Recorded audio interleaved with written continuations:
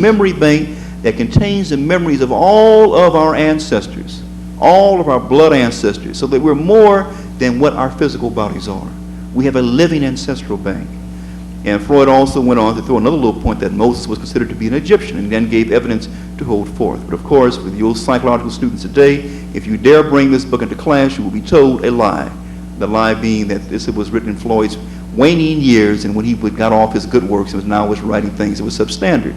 But please recall, this book was written more than 20 years prior to his death in 1939. Also on Freud's desk were a number of statues of African gods. The god Osiris, the all-black god of the underworld of Amenta, what we call today the unconscious. So again, and it made known that Freud had studied these statues since the beginning of his career. But again, this points to that there is a very excellent worldview and a very excellent view of psychology from an African perspective to say that man had not only a physical body or a cot, he also, the human form, that both males and females, he also had an instinctual mind, what he called his ba, or his animal soul. And then he had two other parts to himself. One that was called himself and herself. One that was even beyond that, called the ka, or we'd call the abstract mind, that I see now as being the ancestral memory bank. And then, of course, the very last, that of the ku, the K-H-U. And yet, when we reach into this, if we are a heritage, it appears in demonic form. It appears as monsters. And if we have an alliance to it, it appears in just the opposite, in divine forms. So it has been said, for example, that for a people who now face this thing of an underclass in today's world, in which large numbers of our people just will never have any money, given the way the system is going now, being set up for extermination, you say, well, how can these people survive? And I must also say that I don't know how, but my people have a legacy. And their legacy is the people who have done the impossible. And how do they do this? And I submit to this audience that one major way is that they're able to look at that ancestral mind and to reach inside of their own memory banks and to pull out ways of survival, means of survival. And this has happened time and time again, be it migrating across the whole width of the African continent, be it migrating to different parts of the world, certainly being surviving the slave passage in the diaspora in the present day sense. That we have always brought invisible baggage, that our oppressor, who we was seen in a different light as being a frightened European African, afraid of his own mother and father, it tends to neglect his own baggage, and that time allows us to draw from our own. But what worked for me in going through this passage through Watts? What worked for me is, for one, having some positive role models in terms of a father who at least went to school and could give that kind of example.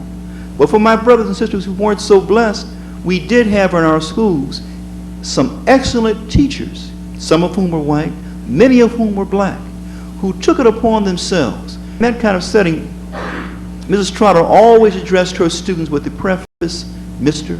and Miss. Always spoke to them and could see in them more than their physical body, more than their shabby clothes, could always demand excellence.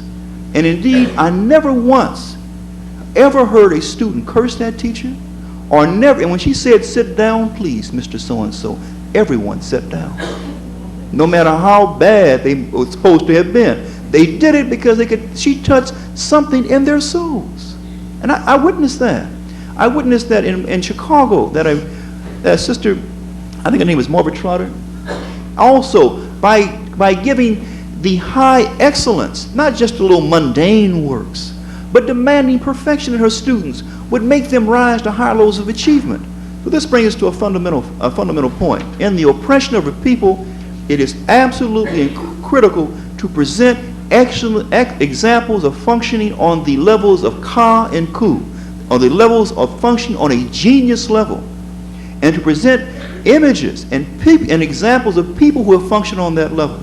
Because then a child will say, oh, if you have done it, I can do it. Not only will they see that in their flesh, but at night they will dream of it.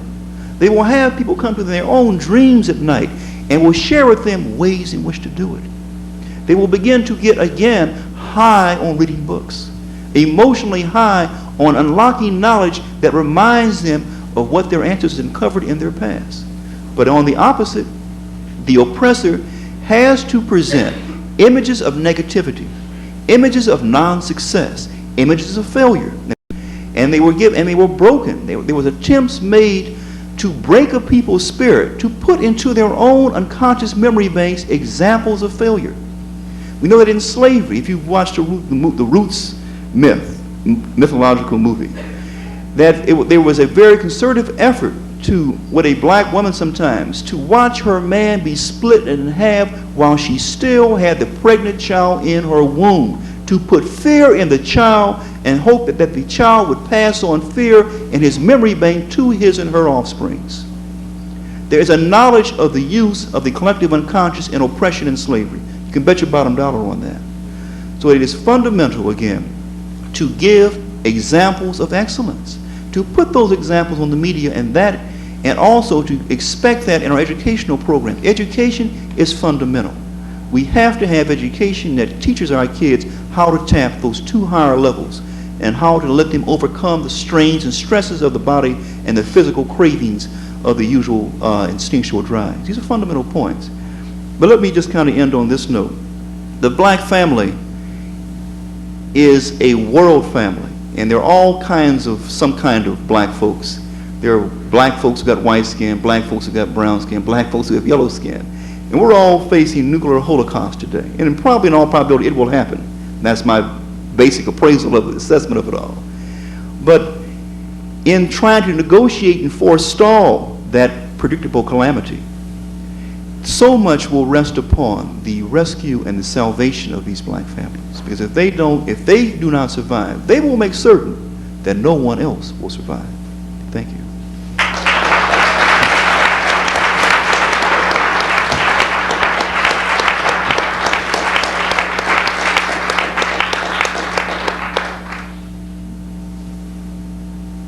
Dr. Richardson. May I ask a question first? Is necessary that the... Right. Very good. Thank you. I first need to make a statement that I think it is dangerous for a people to buy into the assumptions of the enemy and be defined by the enemy. For all of his southern piety, I do not accept Bill Moyers as a definer of black people.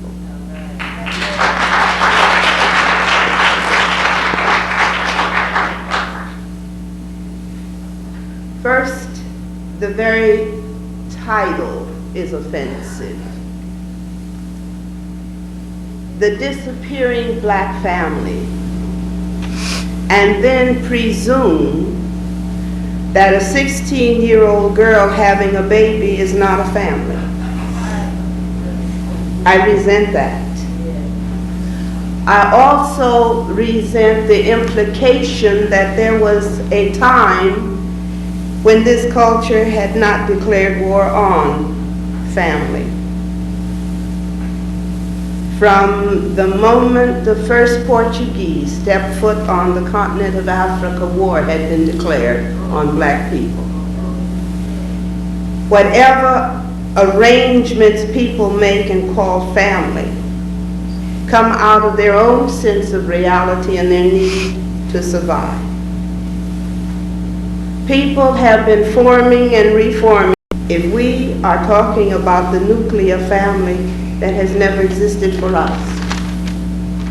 First, a family has to be that irreducible unit that supports a culture in return for which that culture gives to that unit its protections. This has never, ever been true for black people in the history of this country.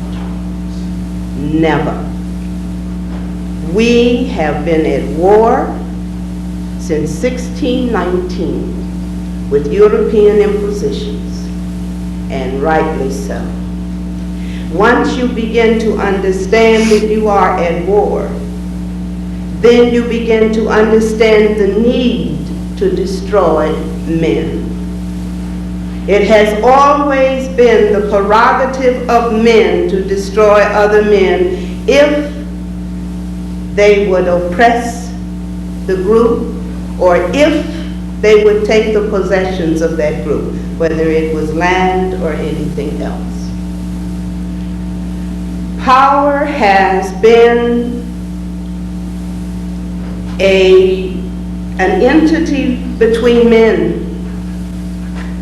It has always been assumed that the victor had free access to the degradation of the women of the vanquished. In the history of humankind, that has been true. Women became part of the booty for the victor. And the victor never failed to use that prerogative of the vanquished have been for the victor a symbol of conquest. Black women have not escaped that. However, there was something unique done with blacks. The victor decided to make the blacks accept the symbol of their own defeat as a victory for them. And so the mulatto bastard became the elite and the model that black people were supposed to accept as the ultimate for a black person to aspire to.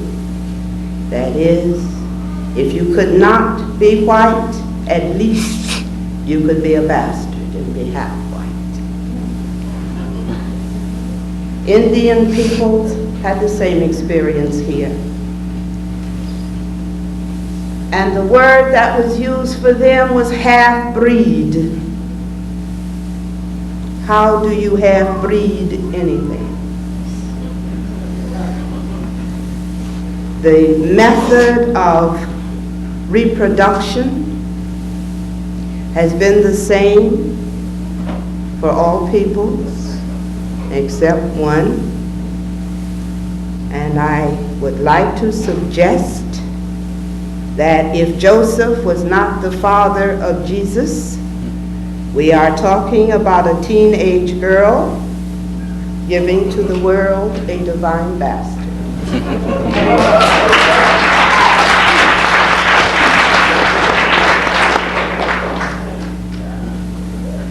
There is a wall, there's this large sculpture, and the title is Black Isis. And my first reaction to this is that's redundant. And then I remembered my Hegelian philosophy. Within every thesis is an antithesis. And therefore, if I accept the title Black Isis, I must also by implication believe that there was a white Isis. There is no innocence. The biggest crime that we can commit is to believe that there is innocence. It does not exist. Man could not survive if he were innocent. One of the worst tyrants in the world is a newborn infant. And that infant is born with skills of survival. That infant knows that if it screams loud enough, someone will come and administer to its needs. That is the only way it can survive. It begins to be socialized out of that initial selfishness. But it is because of that selfishness that it survives. If that baby is not innocent, for every child the tooth. I learned later what that meant. That children, the unborn child takes calcium from the mother. And indeed, women did lose teeth through pregnancy. That's avoided now by giving pregnant women calcium pills so that baby does not have to take from the resources of the mother. There is no innocence in literature or in any of the behaviors of human beings, because first and foremost, any life form must survive and reproduce itself. And in the very process